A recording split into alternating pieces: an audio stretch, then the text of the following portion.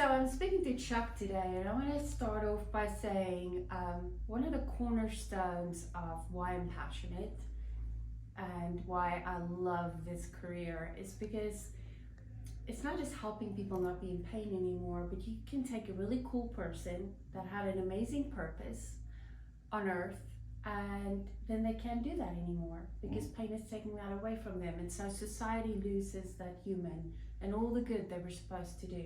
And Chuck, you were doing a lot of good things. I was.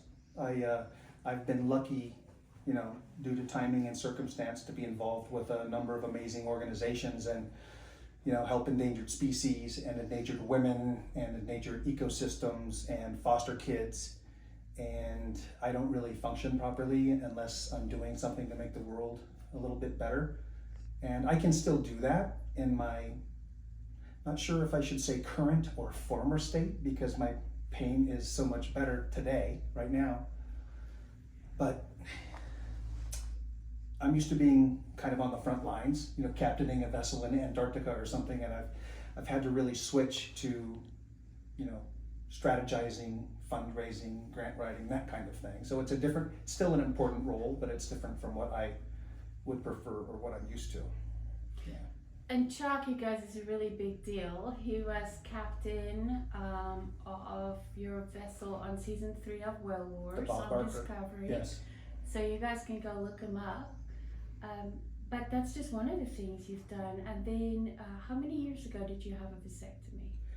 I had a vasectomy in about 1990 or 91. And then on January 11th, 2013, the day is very clear to me, I had a vasectomy reversal because a couple of years before that, I married a wonderful woman who had a wonderful daughter who was barely 3 years old, and I became Insta-Dad or Insta-Papa. And after a couple of years of that, and learning all that entails, because it's a bigger deal than any of us know until we start doing it, I wanted more. And so I said to my wife, let's reverse my vasectomy, have another child, and share the love. And what was supposed to be this loving, amazing, life-creating experience was like flicking a switch. And dunked you in hell. Yeah, I went from happy, relatively fit, energetic to having some level of pain. For the first 4 or 5 years, I would be at 4 or 5 in my groin area, because vasectomy reversal, you can tell where my pain would be. And all of a sudden everything was different.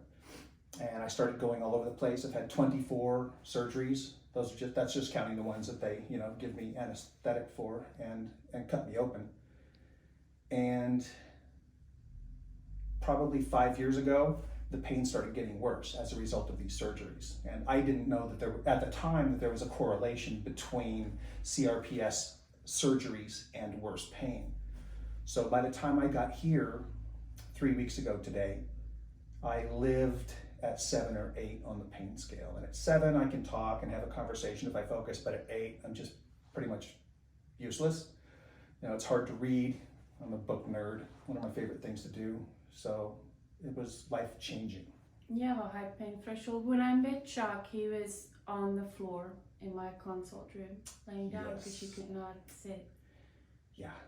It's a huge, I was looking up numbers, but post-vasectomy pain syndrome affects 1 to 2% out of every 100,000 vasectomies. And we have about 500,000 vasectomies a year in the US alone.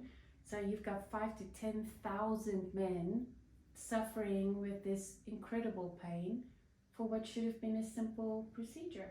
Yeah, I had no idea that the numbers were that big, so I'm still learning today, obviously. But there are websites filled with stories similar to mine. Some women also experience these kinds of things, and I've been all over the place trying to track this down. Where have you been, Chuck? Like all the big names. Well, Hopkins, Cleveland Clinic, Cedars-Sinai, Stanford, UC Davis. I had interactions with UCSF, but I didn't go there because they said I was already in capable hands. There was a specialty clinic in Florida that I went to 13 times for different procedures. And I've seen a counselor pretty much every 2 weeks since then, because I think everyone should, whether they have pain or not, but especially if they're dealing with something stressful. Because this kind of stress and this kind of pain changes you, or at least I'll speak for myself. It certainly changed me, and I did not want my pain and the resulting PTSD to have a horrible impact on my family. It does anyway, but we can't control our pain, but sometimes we can control our response to the pain. And that was one thing that I could do, was try to take care of my psychological issues, the depression, the anxiety, which are very real. And which I used to, for being honest, and I think we should, I was not the most patient person with other people sometimes. I like to be high performance myself. I like to be part of high performance teams. And, if somebody said they had a backache or something, I would always support them. But part of me, you're always wondering, is that really real? And for the last 10 years, I've had quite the reality check. This is real. And I've joked with my wife, because my wife and my daughter can never tell how much pain I'm in. And I've joked, like the exorcist with the projectile vomiting, if I could bleed out of my eyes at a rate equivalent with my pain, I would probably be projectile bleeding out of my eye sockets at least half the time. Yeah. How are you today? Today I haven't been above, I think 4. I woke up at 0. I've been mostly onesie twosie, so I'm very excited. And let's not forget that on my 3rd day here, which was January 11th, 2013, 10 years to the day from the day that I had the reversal that gave me my pain, I had more than 2 hours of 0 pain on my 3rd day. So we know it's possible. So yeah, I absolutely know it's possible. And Friday and Saturday this last weekend, because today is Monday the 23rd, I think, if we're going to timestamp this video, this last Friday and Saturday, I had 3 to 5 minutes every 10 or 15 minutes of 0 pain. And the rest of the time, I'd be 2, 3, 5, but not the 7 or 8 that I've become so disgustingly accustomed to. Because I like to say, pain is a vampire, and it doesn't drink blood, it drinks joy. It sucks the joy out of your soul and your existence. And vampires don't like to feed on just one person. They also feed on the people around you. And no matter what you try to do to control the impact on those around you, there's no way that it's not going to. So I'm blessed with a wonderful wife and a wonderful daughter and a wonderful service dog and an amazing community of friends and family who support us. So I know not everybody has that. And so I feel really lucky that I do. And this place, that I found this place. What made you believe in a little clinic in Arkansas after Stanford and all the places you've been to? Well, my wife, first of all, found this place, and I started reading it, and I looked at some of the science, and it makes sense, but it all felt kind of ethereal and kind of over there somewhere. Then I went to the success stories on YouTube, and then there's the Burning Limb Foundation on the website. I spoke to the guy who runs it. I can't remember his name. He was amazing. We spoke for 30 or 45 minutes, and Anna, on your staff, she shared with me a little bit of the story of her daughter, whose life was basically saved by you and your team and this clinic. And there was no reason not to. And I've had friends, I had one friend say, and this is a guy who writes books and is very famous, New York Times bestseller. And he said, is that going to be like a spa? You're going to be relaxing all day? And I didn't know what to think. I knew it wouldn't be that. But I said, it's kind of, some of them are more like meditation. Some of them are more like electroshock interrogation, but all for a good cause and all completely safe and controlled environments by professionals. And I had another friend who said, I read the website. There's not a single MD listed. I'm not sure about this place. I hear that a lot. I said, Stanford and all these other places that I've been to, and let me be clear that all of the doctors there absolutely intended and did their best to help me. It just didn't work. Yeah. 3 days here, I have more than two, I'm being conservative, it's closer to 3, but I can say 2 hours for sure, 0 pain.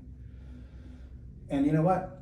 None of these other places, none of these, medical establishment places have a success stories page like this clinic does. Not a single one of them. So, let our deeds, there's a phrase to the effect of, let our bite be worse than our bark or something like that. The results speak for themselves. And I wrote that on my own GoFundMe page when I referred to those 2 conversations. I'm not here to defend the Sparrow Clinic. Everybody should do their own research, but the results speak for themselves. And that many people are not going to imagine the results as some people might hopefully you can cut some of this shit out because I'm babbling a little bit.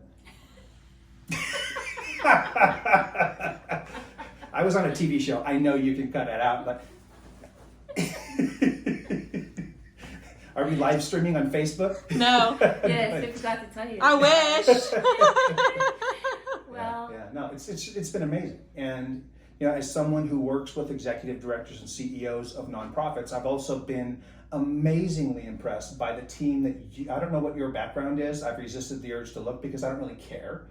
But the group that you have created and the staff that you have hired and the organizational culture that you have generated, because this doesn't happen by accident. It's amazing. I've never seen such a healthy, productive, positive working environment. And everything's getting done. I mean, the amazing healing is getting done here in a culture where people are listening to their favorite songs and laughing and smiling as they do their work. And that's phenomenal. thank you. We can Thank do you. a follow-up with you. Yeah, so I'll tell you my secret of hiring people.